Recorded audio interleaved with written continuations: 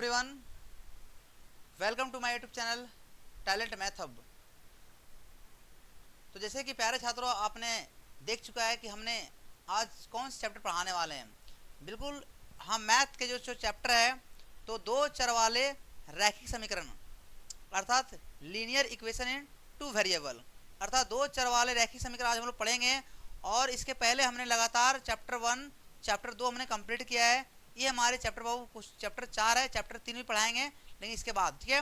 तो बिल्कुल आपको चिंता करने वाली बात नहीं है। और जहाँ तक बाबू बन सकती महत्वपूर्ण से महत्वपूर्ण क्वेश्चन, इंपॉर्टेंट क्वेश्चन, आज हम जो सो इसको इसी में समाप्त करेंगे। यानी जो भी बाबू आपको नए सिलेबस के अनुसार है, हम आज इसको क्या करेंगे तो वही पढ़ाएंगे, बिल्कुल नए सिलेबस के अनुसार चलेगा। तो ये प्रश्नावली 4.1 है, इसमें से पहले हम कॉन्सेप्ट सीखेंगे और कॉन्सेप्ट के साथ क्या करें बाबू, हम लोग इसको एक्सरसाइज कंप्लीट करेंगे। बिल्कुल बहुत ही आसानी तरीके से करेंगे। बिल्कुल, तो पहले थ्योरी समझेंगे कि आखिर दो चर वाला रैखिक समीकरण होता क्या है, हम किसे कहेंगे दो चर वाले रैखिक समीकरण आखिर क्या होता है, और दो चर वाले समीकरण रैखिक क्या होता है, ठीक है। तो हम तमाम चीज़ों को आज डिस्कस करेंगे और इसी के साथ जो सो इस अध्याय को बिल्कुल समाप्त करेंगे, बिल्कुल बेसिक तरीके के साथ, ठीक है।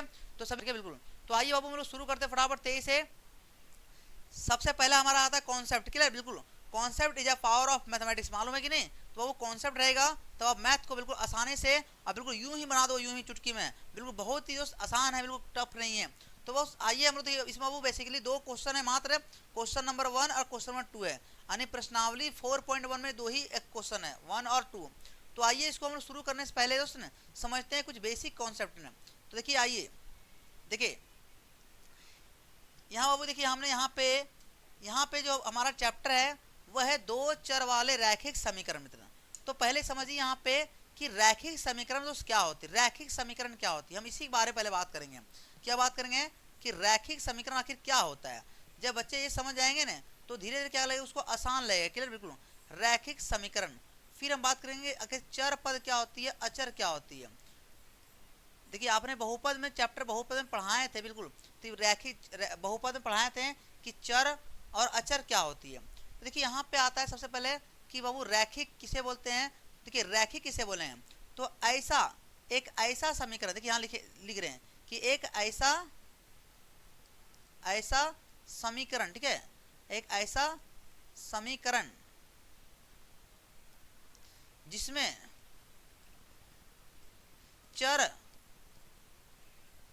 चर का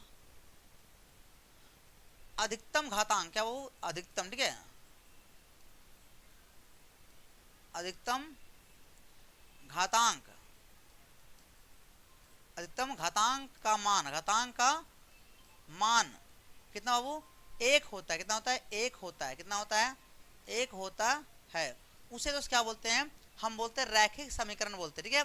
जैसे एग्जाम्पल तौर पर ये 3x प्लस बाबू क्या बोलेंगे, 2 बोलेंगे। देखिए यहाँ पे 3x प्लस 2 में क्या हुआ, देखिए x यहाँ चर पद हो गया, x बाबू क्या है यहाँ पे चर पद है, ठीक है। तो यहाँ पे अभी उस बात करें बाबू, यहाँ पे देखिए दो चर दिया है, फिलहाल हम एक चर की बात कर रहे हैं। देखिए यहाँ पे चर बाबू क्या बोले, देखिए मैक्सिमम पावर कितना हो गया, मतलब यहाँ पे एक हो गया, इसके पीछे कुछ नहीं, तो एक हो गया, तो ये हो गया रैखिक समीकरण हो गया। इस तरह और एग्जाम्पल है यहाँ पे, तो क्या एग्जाम्पल, और यहाँ 4y प्लस यहाँ 2 हो गया, ये क्या हो गया मतलब, ये हो गया रैखिक हो गया। क्या हो गया, तो रैखिक समीकरण हो गया। क्या हो गया, रैखिक समीकरण हो गया। तो समझ में आ गया होगा कि आखिर रैखिक समीकरण दोस्त क्या होता है। तो ये बाबू क्या हुआ, एक चर वाले, क्या हुआ, तो हुआ एक चर वाले रैखिक समीकरण, बिल्कुल। तो बाबू एक चर क्या होगा, जिसमें चर का मान कितना रहेगा, एक रहेगा। देखिए यहाँ पे बाबू एक्स वाई जेड क्या है, चर है।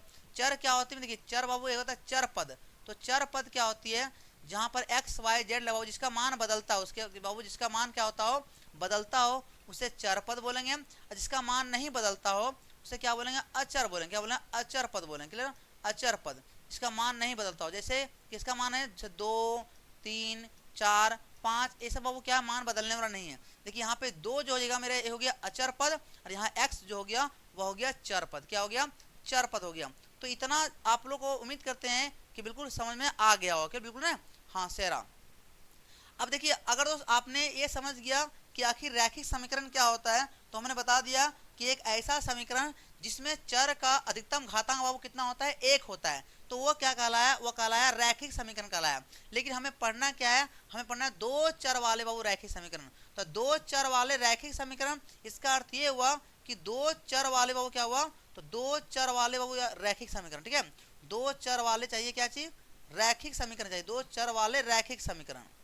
तो देखिए आपका यहाँ पे रैखिक बाबू यही हुआ कि आपका मैक्सिमम पावर होना चाहिए, एक होना चाहिए, लेकिन यहाँ पे दो चर दिया, इसका अर्थ क्या हुआ कि चर का जो मान रहेगा यहाँ पे दो गो रहेगा। ऐसे देखिए एक होगा 3x हो गया, प्लस यहाँ हो गया 4y हो गया, अब प्लस यहाँ हो गया 2 हो गया। देखिए यहाँ पे दो चर हो गया ने, एक वो x एक अलग चर है, एक y एक अलग चर हुआ, लेकिन मैक्सिमम घातांक दोस्त कितना है, एक ही है। इसमें भी एक ही पावर हो गया और इसमें कितना पावर है, तो एक है। इसका अर्थ ये हुआ कि ये दोस्त क्या हुआ, दो चर वाले हो गया रैखिक समीकरण। कितना हो गया, तो दो चर वाले दोस्त क्या हुआ, रैखिक समीकरण हो गया। क्लियर। इसी तरह देखिए आपको और समझा रहे, आपको इसे मान ऐसा लिखा रहेगा जैसे 3p माइनस 2q पहले बाबू क्या हो, 4 हो गया। देखिए तो ये p और q बाबू क्या होगा, ये अलग अलग चर हो गया। इसमें दोस्त यहाँ पे दो चर हो गया, वो p एक अलग चर है और q एक अलग चर हो गया, और ये दोस्त पूरा क्या बन गया, एक समीकरण बन गया। कैसा बन गया, तो रैखिक समीकरण बन गया। क्लियर। तो उम्मीद करते हैं दोस्तों कि आपको ये बात बिल्कुल समझ में आ गया होगा कि आखिर दो चर वाले रैखिक समीकरण क्या होते। क्लियर। कोई दिक्कत अगर यहाँ तक आपको समझना है कि आखिर रैखिक समीकरण का वो जनरल फॉर्मूला क्या होता है, आखिर रैखिक समीकरण का जो जनरल फॉर्मूला क्या होता है वो समझेंगे। देखिए यहाँ पे लिखा है, ठीक है, कि समान जो समीकरण होता है, समान इक्वेशन जो होता है रैखिक समीकरण का, वो क्या होता है, वो होता है ax प्लस by प्लस बाबू क्या होता है, c होता है। ये याद रखना आपको बहुत ही काम देगा। जिस तरह से आपको बताए थे ना कि द्विघात समीकरण का जो जनरल फॉर्मूला क्या होता है, तो वो बाबू क्या होता है, वो होता है ax square plus bx plus c। ये बाबू क्या होता है, ये होता है द्विघात समीकरण का हुआ जनरल फॉर्मूला हुआ। लेकिन रैखिक समीकरण जो जनरल फॉर्मूला होता है वो होता है ax plus by plus c, जहाँ वो a यहाँ पे क्या है, तो अलग अलग संख्या का मान होगा। ठीक है, ये संख्यात्मक मान होगा, a b c क्या है मित्र, ये संख्यात्मक मान है। इसमें से x और y क्या हुआ, ये दो अलग अलग चर पद हो गया, और यहाँ जो c बाबू क्या है, ये होगा अचर पद। क्लियर। तो यहाँ आइए हम लोग करते हैं क्वेश्चन की ओर बढ़ते हैं। देखिए पहला क्वेश्चन बाबू आपके सामने है, क्वेश्चन नंबर 1। देखिए ये दोस्त क्या है, आपकी प्रश्नावली 4.1 का बाबू क्या है, क्वेश्चन नंबर पहला क्वेश्चन आता है। क्या लिखा है, देखिए क्वेश्चन बाबू क्या है, पहला क्वेश्चन है बिल्कुल। कह रहा है एक नोटबुक की कीमत एक कलम की कीमत से वो क्या बोल रहा है, कह रहा है 2 गुनी है। एक नोटबुक की कीमत जो सो एक कलम की कीमत से कह रहा है 2 गुनी है। कह रहा है इस कथन को निरूपण करने के लिए दो चरों वाले एक रैखिक समीकरण बाबू लिखने बोला है। अब देखिए कितना आसान क्वेश्चन। सबसे पहले क्या बोला बाबू कि एक नोटबुक की कीमत जो सो कलम की कीमत से दोस्त क्या है, 2 गुनी है। कह रहा इस कथन को निरूपण करने के लिए आप दोस्त क्या करें, दो चर वाले रैखिक समीकरण बाबू लिखिए। ठीक है, तो आपको मालूम है कि दो चर वाले बाबू रैखिक समीकरण क्या होता है, देखिए ऐसे होता है। जनरल फॉर्मूला क्या होता है ax plus by plus Babu c होता है। हमें इसी रूप में क्या करना है, इसको लिखना पड़ेगा। क्लियर। अब देखिए यहाँ पे एक चीज लिखा गया है कि संकेत में दिया है कि आप मान लीजिए कि नोटबुक का कीमत क्या लेना है, आपको x लेना है, और कलम की कीमत क्या लेना है, वो y लेना है। क्लियर। हमें यहाँ पे थोड़े संकेत दे दिया है, हम इसी संकेत के आधार पर क्या करेंगे, इसको बिल्कुल सॉल्व करेंगे। देखिए तो यहाँ दोस्तों अब हम लिखेंगे सॉल्यूशन में क्या लिखेंगे जरा समझना। ठीक है, हम लिखेंगे कि माना कि क्या वो नोटबुक की कीमत, नोटबुक की बाबू क्या चीज, कीमत बराबर क्या चीज, तो x रुपया मान लिए, यहाँ पे दे भी दिया है, तथा क्या बाबू कलम की कीमत बराबर क्या रुपया, तो y रुपया। ठीक है। अब देखिए अकॉर्डिंग टू क्वेश्चन क्या चलेंगे बाबू, चलेंगे अकॉर्डिंग टू क्वेश्चन, यानी प्रश्न के अनुसार, प्रश्नानुसार। हमें प्रश्नानुसार में क्या कह रहा है, हम उसी के अनुसार बोले। ठीक है मित्र। देखिए प्रश्न बाबू क्या बोला है कि एक नोटबुक की कीमत कलम की कीमत से बाबू क्या है, 2 गुनी है। तो हमने नोटबुक की क्या माना बाबू, माना है x माना है, और कलम बाबू क्या माना है, y माना। ठीक है। तो क्या बोला है मित्र कि एक नोटबुक कीमत जो बाबू एक कलम की कीमत के 2 गुनी बाबू क्या है, बराबर है। इससे कहने का अर्थ ये हुआ कि जो एक नोटबुक की बाबू कीमत है वह इस एक कलम का कीमत के 2 गुना बाबू क्या है, बराबर है। अर्थात ये अगर 2 रहेगा यहाँ कलम, तो ये अकेला नोटबुक रहेगा। अर्थात अगर ये नोटबुक का दाम अगर 10 रुपया है, तो कलम का दाम 2 कलम होगा 5-5 रुपया हो गया। तो 5-5-10, देखिए ये 10 अकेले 2 मिलके हुआ और ये 10 अकेला हो गया। तो ये हमारा वो समीकरण हो गया। ठीक है, अब इसे दोस्त क्या बताएं कि जनरल फॉर्मूला में ये होता है, अगर देखिए आपको बाबू ऐसा लिखा है, देखिए ये वाला दोस्त क्या होता है, इसके बराबर 0 होता है, ये 0 होता है, तो आपको इधर लाना पड़ेगा तब नहीं समीकरण बनेगा मित्र। तो ये इसको इधर ले आइए, हो गया x, इधर लाएंगे बाबू हो जाएगा माइनस क्या होगा मित्र 2y हो जाए। ठीक है, बराबर क्या होगा 0 हो गया। बस यही आपका मित्र आंसर बनेगा, बिल्कुल और कुछ नहीं है, बिल्कुल आपका आंसर ये होगा। आप लोग आंसर मिला लीजिए x माइनस 2y। देखिए ये समीकरण बन गया। यही बोला है कि आप एक 2 चर वाला में रैखिक समीकरण, देखिए 2 चर हो गया मतलब एगो x एक अलग चर हो गया और y हो गया एक अलग चर हो गया। ठीक है, तो ये आपका हो गया आंसर। क्वेश्चन नंबर क्या बाबू 2 है। ठीक है, ये दूसरा क्वेश्चन है। हम इस क्वेश्चन को क्या करते हैं, सॉल्व करते हैं बिल्कुल बहुत ही आसानी तरीके से। सबसे पहले देखिए यहाँ दोस्त क्या क्वेश्चन बाबू, इसमें कितना क्वेश्चन है, तो 1 2 3 4 आने सब मिला बाबू कितना क्वेश्चन है, 8 क्वेश्चन है। कितना क्वेश्चन है, 8 क्वेश्चन। और इस 8 को दोस्त बनाने प्रयास करेंगे बिल्कुल कम समय में। अगर आप एक बार समझ जाओगे इसका आंसर अपने आप दे दोगे बिल्कुल। तो पहला दोस्त देखिए समझिए यहाँ पे क्या लिखा है, कह रहा है निम्नलिखित रैखिक समीकरणों को आप कह रहा है क्या चीज, कह रहा है ax प्लस क्या बोला है by प्लस c बराबर 0 के रूप में व्यक्त कीजिए। हमें दोस्त क्या बोला है कि जो समीकरण दिया है, देखिए बाबू ये जो समीकरण दिया है, रैखिक समीकरण दिया है, हमें इस रूप में कह रहा है आपको लिखना है सबसे पहले बात।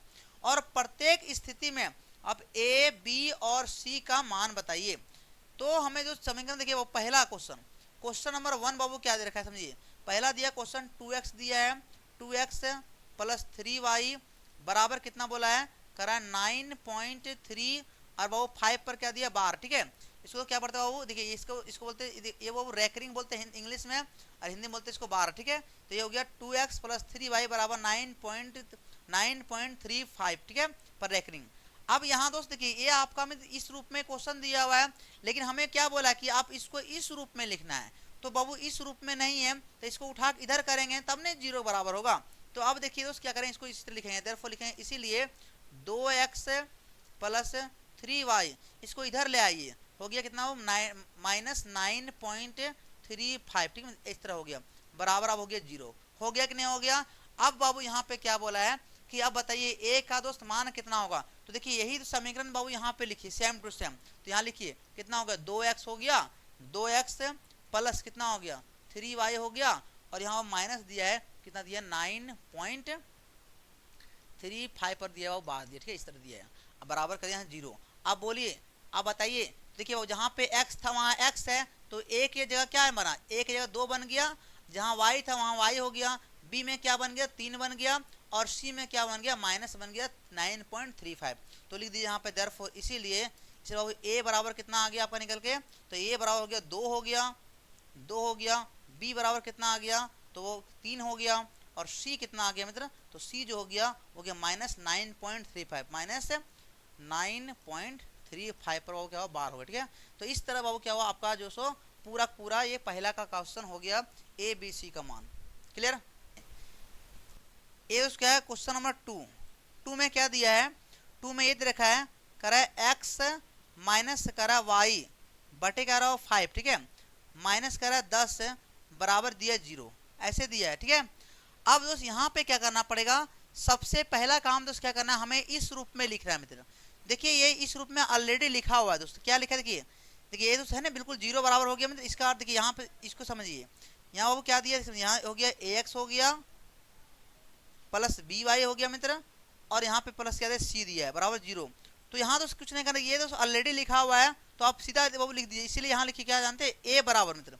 अब देखिए यहाँ दोस्त x मिल रहा है, इसके पीछे कुछ नहीं हो तो 1 तो होगा मित्र, ओके 1 गुने x बराबर क्या x होगा, तो यहाँ पे जो a आएगा वो कितना आएगा, तो 1 आएगा। क्लियर, और देखिए जहाँ बाबू b दिया है, तो b बाबू देखिए यहाँ पे क्या दिया है, यहाँ दिया माइनस बाबू दिया y बटे 5 दिया है। तो अगर बाय चांस हम अगर 1/5 को और y से गुना करेंगे दोस्त ने, तो कितना होगा माइनस y/5 होगा। इसका अर्थ ये हुआ कि y/5 में क्या छुपा हुआ है, क्या छुपा हुआ है, तो b जो होगा वो माइनस होगा माइनस 1/5, फिर माइनस 1/5 को और y से गुना करेंगे दोस्त ने, तो कितना हो जाएगा मित्र, यहाँ हो जाएगा माइनस y/5 हो गया। और c आपका कितना आ गया, तो c बाबू, तो c देखिए हो गया माइनस 10। ठीक है, तो माइनस 10 हो गया, बस यही आंसर हो गया। और क्या है, आसान है बिल्कुल। आइए 4 को उड़ाते हैं फटाफट 23 से। ठीक है, 4 नंबर देखिए वो 4 नंबर क्वेश्चन जो दिया है वह कितना है, तो आपका 4 नंबर ने 4 नंबर। 4 में देखिए एक्स बराबर कितना बोला है, करा है 3y, ऐसे दिया है उस एक्स बराबर क्या दिया वो यहाँ दे रखा है 3y दिया है। अब देखिए हमसे क्वेश्चन ये पूछा है कि आपको तो क्या करना है, देखिए इस रूप में लिखना है, यहाँ कह रहा है ax हो गया ax प्लस कह रहा है by प्लस बाबू c, इस रूप में हमें लाना पड़ेगा पहली बात बाबू, इसलिए यहाँ पे दे रखा है। तो देखिए यहाँ पे हमें दोस्त देखिए यहाँ पे क्या कह दिया, आप जरा बाबू इधर लाइए इसको, तो यहाँ होगा x, इसको इधर लाएंगे हो गया 3y। अब यहाँ पे तो c तो नहीं दिया है, c तो यहाँ नहीं दिया, b आपका मिल गया बाबू, तो यहाँ c लीजिए अपने 0 ले लीजिए, कोई बात नहीं है, क्योंकि 0 को किसी में जोड़ते हैं फिर संख्या उतने रहेगा, बराबर 0 हो गया। अब यहाँ से लिखिए देयरफॉर, इसलिए a बराबर देखिए कितना आ गया, तो ये दोस्त यहाँ देखिए इसके पीछे कुछ नहीं मिलता, तो 1 तो जरूर होगा, क्योंकि 1 गुने x बराबर x हो जाएगा। b कितना आ गया, तो b बाबू कितना आ गया -3 आ गया, तो -3 हो गया। और c बाबू कितना आ गया, तो c आपका आ गया 0 आ गया, ठीक है मित्र, तो यही आपके आंसर हो गया। a बराबर 1 हो गया, b बराबर -3 हो गया, और c कितना आ गया, तो 0 आ गया। क्लियर, आइए पांचवा दोस्त क्या दिया है, कह रहा है 2x, कह रहा है 2x बराबर माइनस करा हुआ 5y दिया, बिल्कुल। और आपने जो बताया जेन्युइन आंसर बताया, बिल्कुल आपने कहा सर 87.2% आया है, बिल्कुल आपकी बात बिल्कुल क्या है, बिल्कुल 100% सही निकली। बहुत बच्चे क्या होता है फेक बताते बहुत सारा ने कि मेरा इतना नंबर आया है, वैसा रहता नहीं, बहुत तो देखते हैं, लेकिन आपने बिल्कुल एक्यूरेट बताया, जो कि मुझे भी अच्छा लगा कम से कम जानकारी दे करके। देखिए यहाँ दोस्त क्या दिया है, कह रहा है 2x बराबर कह रहा है -5y दिया।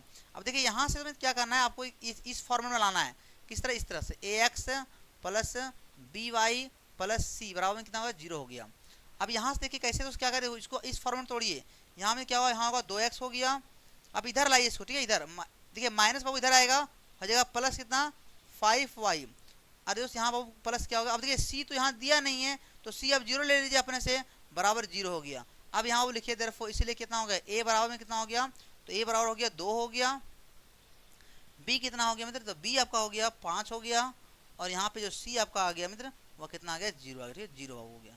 तो इस तरह आपके आंसर कितना होगा, 2 हो गया, a बराबर b हो गया और 5 हो गया, और c बराबर कितना हो गया 0 हो गया। क्लियर, तो आंसर दीजिए तो सभी लोग। देखिए यहाँ देखिए यहाँ पे क्या दिया आपका क्वेश्चन नंबर 6 में क्या लिखा है, इस तरह लिखा है, कह रहा है 3x प्लस 2 बराबर 0 लिया है। अब देखिए आपको तोड़ना है इस फॉर्मेट में, देखिए आप वो इस फॉर्मेट तोड़िए, तो इस फॉर्मेट तोड़ने के लिए यहाँ देखिए आपको यहाँ पे ये वाला तो मान दिया है 3x दिया है, और अचर पद बाबू क्या दिया 2 दिया है, तो यहाँ पे जो ये वाला मान नहीं दिया है, तो कोई बात नहीं, हम इसको इस तरह अपने से लिख लेंगे, क्या लेंगे 0y लिख देंगे, क्योंकि 0y गुना करें फिर 0 ही रहेगा, लेकिन इस तरह तो मेरा बन गया, और प्लस में यहाँ बाबू क्या हो 2 हो गया, बराबर 0 हो गया।